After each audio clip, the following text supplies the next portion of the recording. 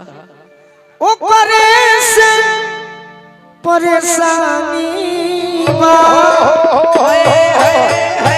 Love is serious ए सनमी करम तारो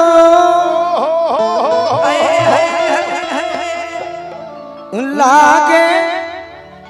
खानदानी बा। रितु जी आपसे तो पहली बार हमारा मुलाकात है। सब हमेशा मुलाकात होगा, चिंता मत। एक ऐसा आपको हम सैड सॉन्ग सुनाते हैं। कैसा कैसा कि जिस पर आपको रोने का मन नहीं करे। हाँ जी ये गाना पर नाचे के मन करे। अच्छा हमारा कन्हैया भैया वीडियो कॉल पर फरमाइश के लगे। हाँ जी और जितना हमारा नौजवान भाई श्रोता बड़े तुम लोग के प्रेमिका याद ना आई ना ना एहू पर नाचे के मन करे। सही बात। अब सोची जे कि कोई सैड सॉन्ग कैसा कैसे बा कैसे अरे की बाजावा ले ले मोजनिया हो रोए डोलिया ले ले का बाजावा ले ले मोजनिया हो रोए डोलिया ले ले का बाजावा ले ले मोजनिया हो रोए डोलिया ले ले का दर्द ले ले हो मोहरोई जनुआ जल ससुरा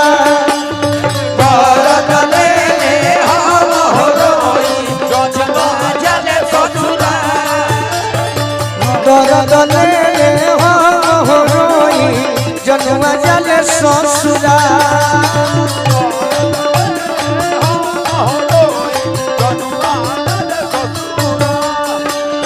बजर करे जरा फटी फटी जाए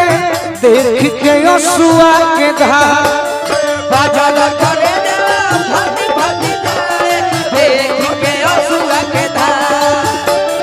बजर करे जरा फटी फटी जाए देख के असुआ के धार हमारा दिल के दुलारी हो चलली हमारा के बीसा हमारा दिल के दुलारी हो चलली हमारा के बीचा अरे हमारा दिल के दुलारी हो चलली हमारा के बीसा अरे हमारा दिल के दुलारी हो चलली हमारा के बीचा अरे देसी मेरा दिल ले गया झट झट मीठा मीठा गम ले गया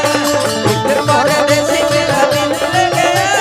झट झट मीठा मीठा गम ले गया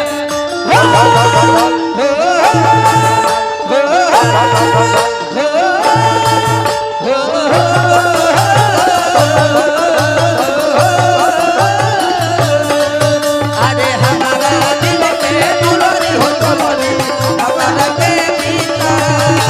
अरे हमारा दिल के दुलारी हो चलली हमारा के बीचा कानावा में गूंजे करमरी फार्म पर गुरु मेहता जी आशीर्वाद देते आशा ही कोई लड़ बोले ए रीतु अरे तू कानावा में गूंजे हमारा कोयली के बोलिया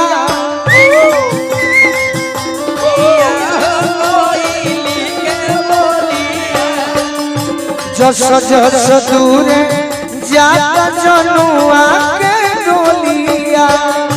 जनुआ के डोलिया हो जनुआ के डोलिया परत से नूरावा जान हो गईली हमारा के हाथ परत से नूरावा जान हो गईली हमारा के हाथ परत से नूरावा जान हो गईली हमारा के हाथ हमारा दिल के दुलारी हो चलली हमारा के बीसा अरे हमारा दिल के दुलारी हो चलली हमारा के बीचा हमारा दिल के दुलारी हो चलली हमारा के बीसा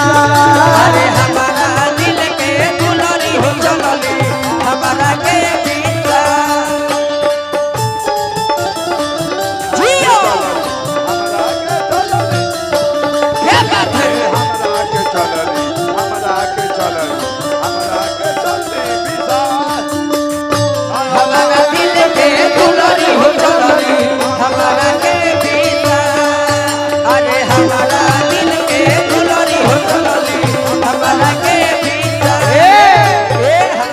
छोटे बाबा का हो ए बाबू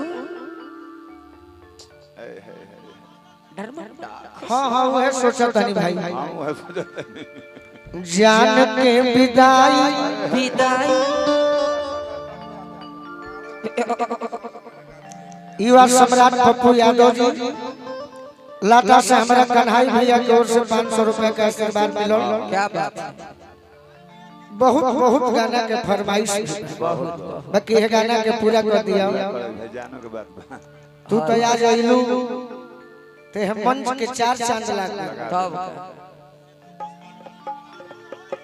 सेतु बॉस बालूगंज के माध्यम से वाह कि जान के विदाई विदाई